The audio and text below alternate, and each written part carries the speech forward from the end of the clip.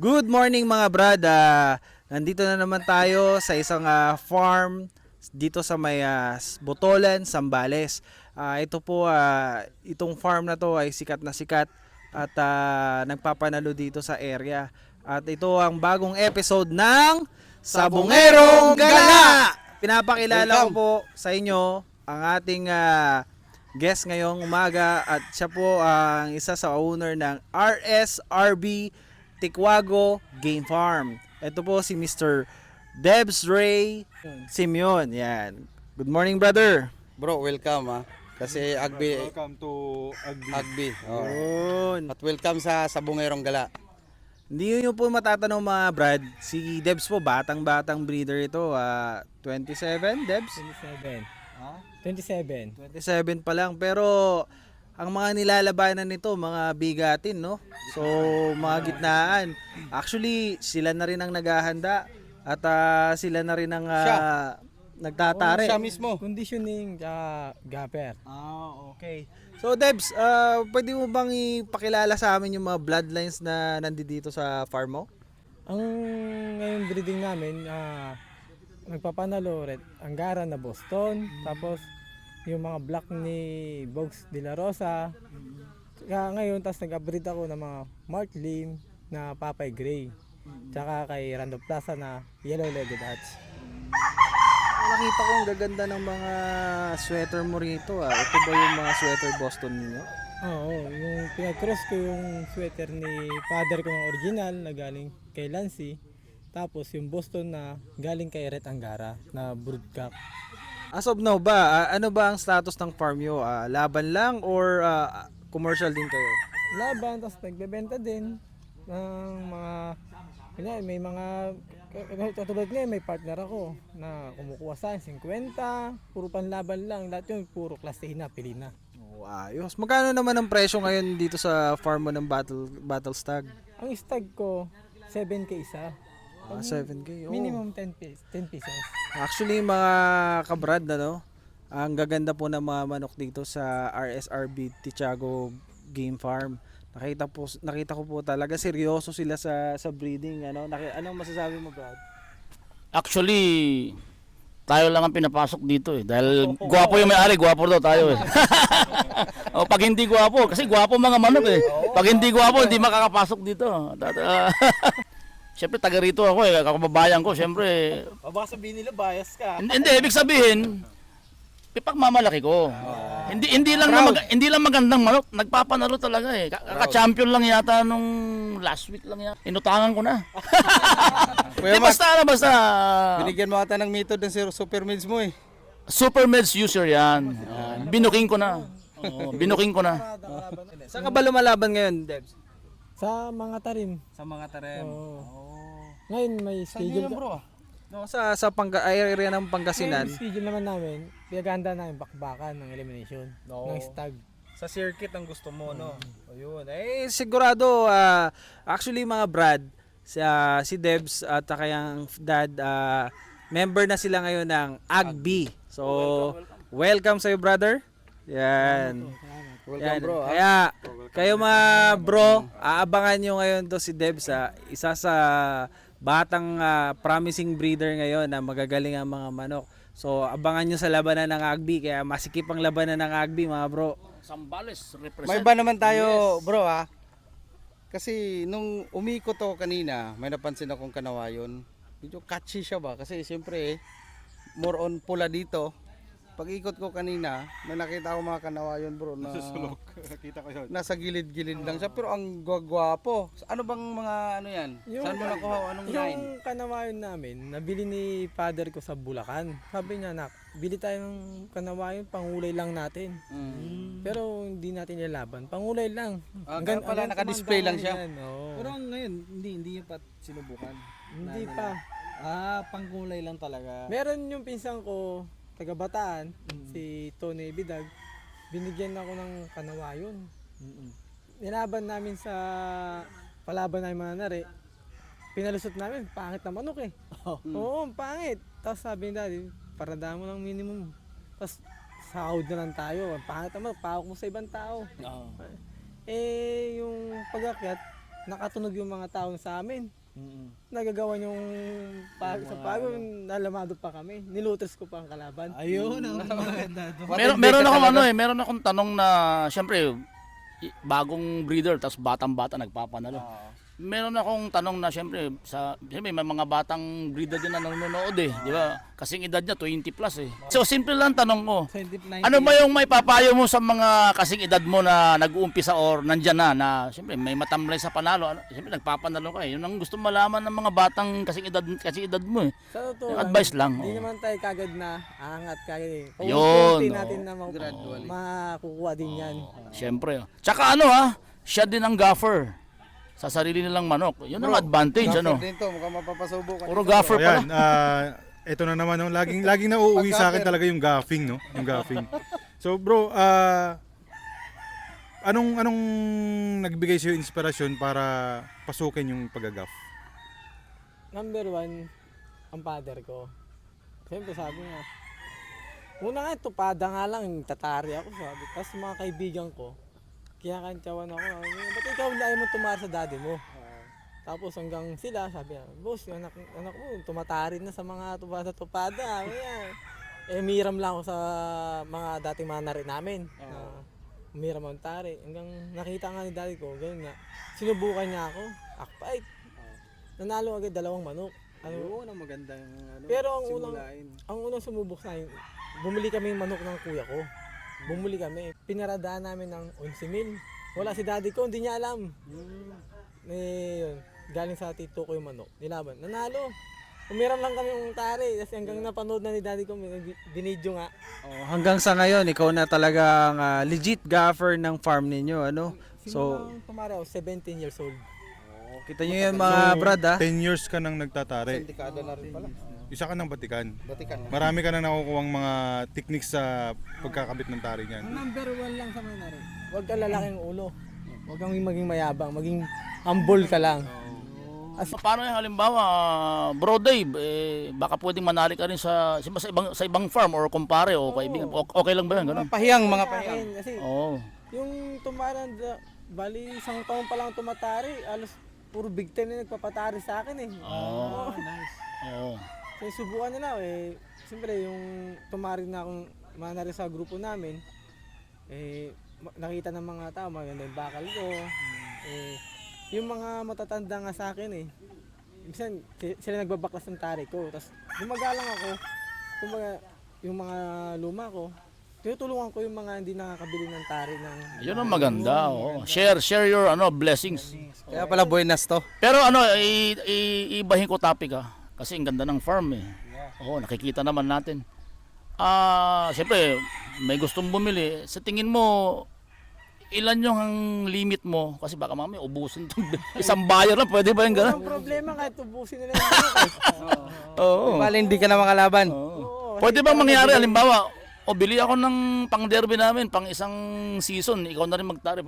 Papayag kaya si daddy mo. Kaya ako Merong gusto ganun ko bibiling manok. Minsan nag-request video. Ako gusto ko, punta sila dito kasi kahit ikutin mo yung farm niya, walang tinatago na manok. Lahat ang binibigay. Lahat open itong farm na to mga brad, narinig yung sabi ni Boss Deb, no? So kung gusto yung bumili rito sa farm nila, open po ang farm nila. Kung gusto yung bumili ng mga battle cross, maganda po ang mga manok. So kontakin nyo na lang po si Dev sa number na magpa-flash dito sa screen. Yan. Ano ba number mo, Dave? 0930-716-7283. Okay. So, Dave, may iba tayo. Kasi pagdating namin, ganyan, entrance, naglabasan yung mga kambing, ang dami. Oo. Paano yun? Ano yung ano nun? Anong diskarte yun? Anong kuan Ang yun? purpose ng pagkakaroon ng Oo. kambing dito sa loob ng farm? Baka Ano pulutan yan? yan. Iwas din sa yung red mite. Maganda yan. Yeah. Tip of the day, ang kambing ay iwas for red mite. Bakit? Sabi nga ng daddy ko kahit ilang pa masira na kami dyan, yung manok mo maganda naman. Nakatatlo na yung kambing sa amin puro baldado na yung mga Yun lang yung disadvantage nun. Pero yung sinabi mo kanina na iwas siya sa red mite, bakit? Paano na naiiwasan ang red mite pag nagkakaroon ka ng kambing sa farm? Ang ano ng father ko, siya nagsabi sa akin yan. Yung tayo nila. Kumbaga yung pinakalason nata parang lason ng ano eh. So yung dumi ng kambing, yun yung nagiging parang pesticide sa mga red mites. Okay, yun, magandang tip yan ha. Ayun ko lang ano yan, ayun ko lang na pag nalaman yan, di ko. Oo, kahit ako nagkambing din ako sa farm eh. O dalawang beses ako nabaldado ng manok. Yung ginawa ko yung kambing ko ginawa kong pinapaitan eh. Akala ko yung kambing pang bisita. Bro, Akala ko balikan pambisita natin yung skills mo sa pagtatari. Bigyan natin ng konting tips yung mga viewers natin. Paano ka ba kumukuha ng sukat at preset or asinta ng paggagaf mo?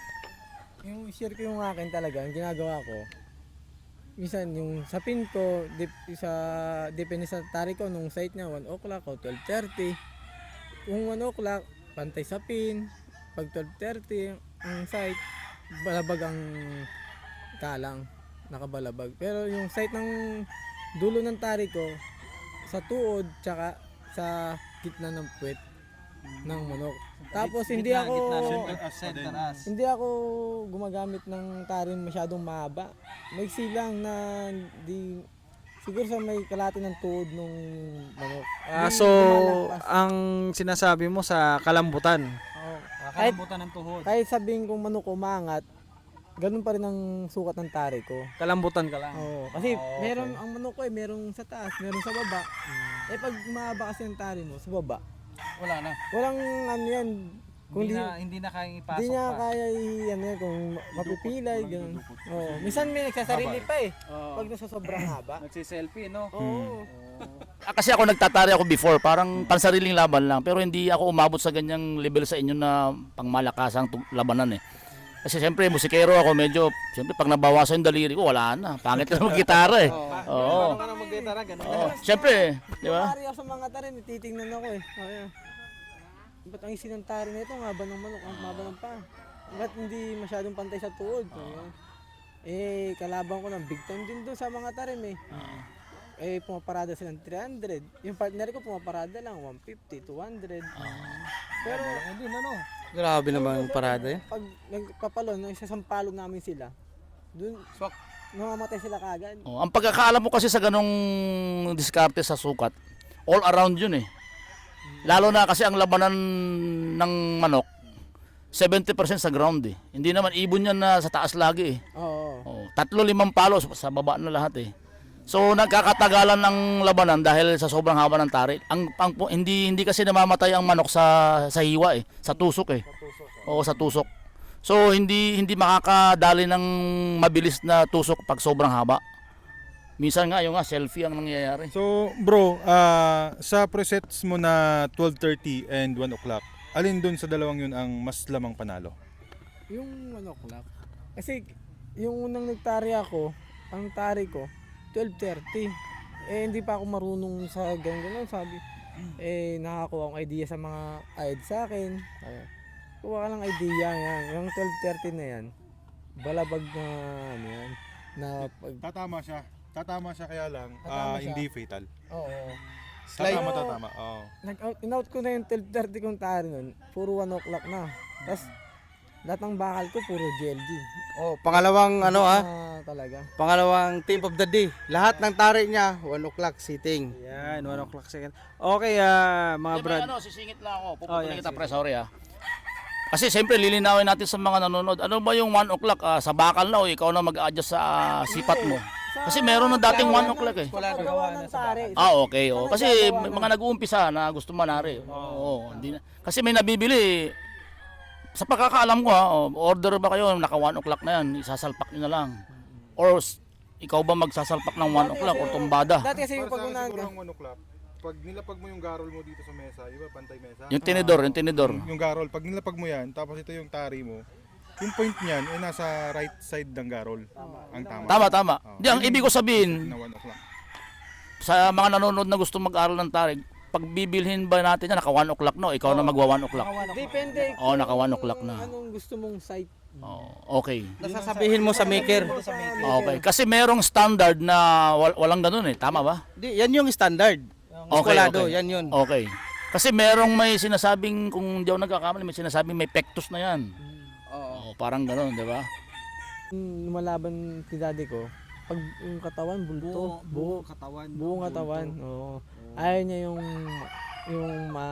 may wala sa ilalim. Kaya mga kabrad, no, nung last na vlog namin nila Rugby, naikwento ko sa kanya, ano yung magandang katawan para sa'yo, pre, sabi niya sa akin. Ang sa akin, gusto ko, yung meron dito sa ilalim, pero meron pa rin ako nakakapang buto na pitso. Yun yung may cutting, yung Kumbaga, sinasabi ko. papuso yung ano niya. Ayun, tama. Kung hindi ako nagkakamali, kaya ganun ang katawan ng roundhead, oriental yan eh. Galing sila sa oriental. Pag sinabi mo kasing oriental, heavy bone yan. Yes. Kaya yung iba, yung parang hindi naman chismis eh. Bro, may nakwento ka sa akin. Yung brinig mo pala na Boston. Di ba mahilig ka sa Boston? Di ba? Nasabi mo na Noon. gusto mo ng Boston. Nasobra mo ng Boston, sobra ano na. Nagkamali ako ng breeding noon na siyempre first timer tayo. Kung mo nagpanalo, breed na lang ng breed kasi siyempre may bumibili. Oo. Nasobra sa Boston, wala nang killing instinct, gusto ilag na lang ng ilag eh. Ilang sabay takbo. Paano ka hindi naman tumakbo? Paano ka makakapatay eh, naunahan ka na, puro ilag oh. Baka inilag lang yung likod niya. Hindi, this is real time experience kasi siyempre ayaw ko naman sabihin puro panalo, mahirap naman 'yon, di ba? Oh. Kasi yung mga ibang idol natin di naman magbabanggit. Siyempre nanonood din tayo ng programang ganito. Bumabalik sila sa blending or infusion ng acyl kasi dahil sa buto. Oh, this is oriental. Pangalawa, yung Putok na putok yung mga sweeter easy. 1/4 ganon or something 1/8. Tsaka yung oriental kasi ako sinerox ko lang yung sinasabi ko kasi mga idol natin yan eh. Matibay ang health niyan. Halos breeding ko, puro crosses eh. Oo. Mga materials yung pure eh. Ayaw ko yung pure na naglalaban ng mga pure. Ayaw ko. Dahil pinag-aaralan kong sweater, tsaka Boston, kaya Kelso, pinag-aaralan ko, yung kulang sa laro nito, yung inaano ko, binabangga ko. Pero may tanong tayo kasi sabi nga nila. Pero yan naman ay naka-record sa'yo para. Siyempre pag-aaralan mo, naka-notebook ba yan?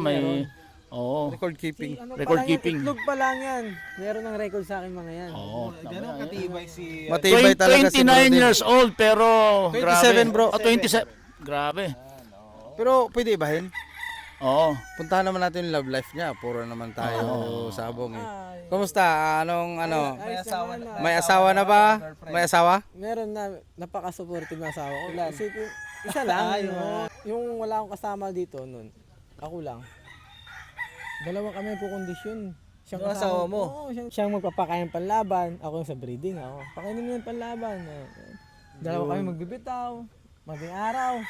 Pag magbibilad ako ng mga panlaban ko, pag inaalap yung sikat ng araw kung saan. Yun palang yun palang sikreto mo sa panalo Kailangan kasama yung girlfriend at asawa sa sabong. Mas maraming panalo yata. Kasi hindi lang yun. Swerte. Ito ngayon Hindi lang yun ganun kuya. Kasi ang trust 100%. Walang istorbo, Tsaka walang gulo. hindi mo pag-iisipan na dinadaya ka o basta yung tiwala mo. Kasi partner mo yan, asawa mo yan. Honestly nga si Mrs. Sumasama pa ng yun eh. Nagpapasabay pa ng pusta sa akin yun eh. Kaya lang, lugi ako, bro.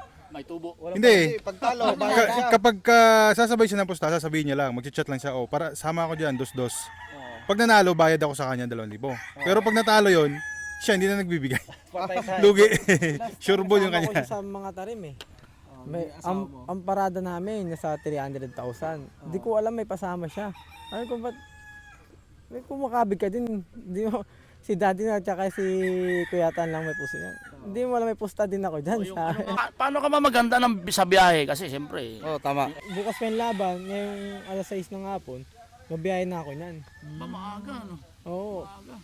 Doon mo na pagpapahingan yung Kasi ako din magpo-point eh. Ako yung mag-drive, ako din mag-gagap. Hindi pumasok yung driver ko. Ang layo sabi ko. Walang sawa mag-drive. So pinagpapahinga mo na ang manok sa sabungan. So bro Dave, maraming salamat sa Yan, thank pag-unlock you. nyo sa amin dito, pag-welcome nyo at welcome ulit sa bro. Tsaka Sa Agbi at salamat maraming salamat sa Hindi ka time na to. mo. napakasarap na almusal. Star. Brother, bago natin tapusin ng ating episode, i-entry ka na sa August 24, 5 stag. Yun. Ayan, mga Brad, abangan nyo si Sir Debs sa ating 5 stag derby na gaganapin sa Arangay La Union. Iniimbitahan namin lahat, kahit fighter o hindi, punta kayo sa El Sibuma Cockpit Arena sa may Arangay. August Season 24, Day 1 and August 25 dito sa AGBI Season 1 5 Stag Derby.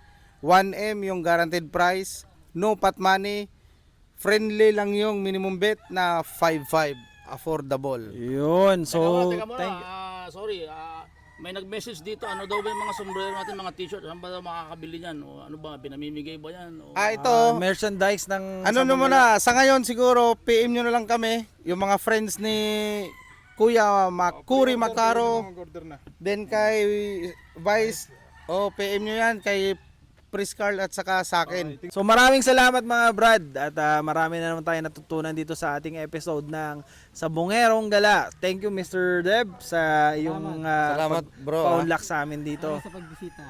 Yan. Abangan nyo po si Sir Deb sa ating mga labanan. Ito, promising ito. So thank you and see you next episode. At ito muli ang Sabongerong Gala!